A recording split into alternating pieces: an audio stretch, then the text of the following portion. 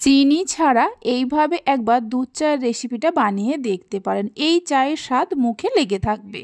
নমস্কার বন্ধুরা, রূপাস কিচেনে সবাইকে স্বাগতম। তাহলে চলুন দেখে নেওয়া যাক। শুরু থেকে শেষ পর্যন্ত দেখার জন্য আপনাদের কাছে অনুরোধ রইল।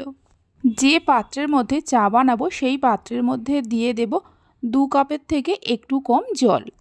ওই কাপেরই 1 কাপ দুধ দিয়ে দেব। এখানে আমি 2 কাপ চা বানাবো, তাই 1 কাপ দুধ আর 2 কাপের থেকে একটু কম জল নিয়েছি। দুধ আর জলটা মিশিয়ে নিয়ে দুধটা একবার ফোটা পর্যন্ত অপেক্ষা করব। দুধ ফুটে উঠলে ফ্লেমটা লোতে করে দিয়ে এর মধ্যে দিয়ে দিতে হবে 1 চামচের মতো গুঁড়ো দুধ।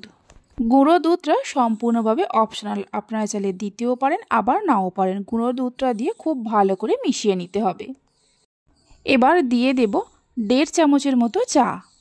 চা দেওয়ার পর মিশিয়ে নিয়ে মিডিয়াম ফ্লেমে কিছুক্ষণ ফোটাতে হবে। চা ফোটানোর সময় একটা হাতা দিয়ে এইভাবে করে একটু ওপর নিচে করতে থাকবো, এতে চাটা খুব ভালো হয়। এইভাবে চা বানালে আশা করি বাড়ির সবাই খুবই পছন্দ করবে। একবার বানালে বারবার বানানোর অনুরোধ আসবে। মিনিট 4-5 জাল দিয়ে নেওয়ার পর দেখুন চায়ের থেকে খুব ভালোভাবে লিকার বেরিয়ে গেছে। এই সময় দিয়ে দিতে হবে 2টো এলাচ আর 1 টুকরো আদাকে থেঁতো করে নিয়ে। এই চায়ের মধ্যে চিনির ব্যবহার করব না, তাই 2টো বাতাসা দিয়ে দেব। এলাচ আদা বাতাসাটা দেওয়ার পর চায়ের সঙ্গে মিশিয়ে নিয়ে আরও মিনিট 2-3 ফুটিয়ে নেব।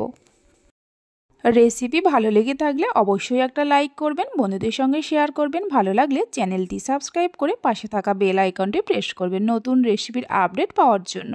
সব কিছু দেওয়ার পর 2-3 মিনিট ফুটিয়ে নিয়ে গ্যাসের ফ্লেমটা বন্ধ করে দিতে হবে।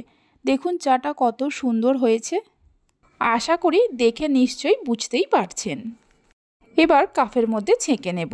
তাহলে চলুন ভিডিওটা আমি এখানেই শেষ করছি। আপনারা সবাই ভালো থাকবেন, সুস্থ থাকবেন। ধন্যবাদ।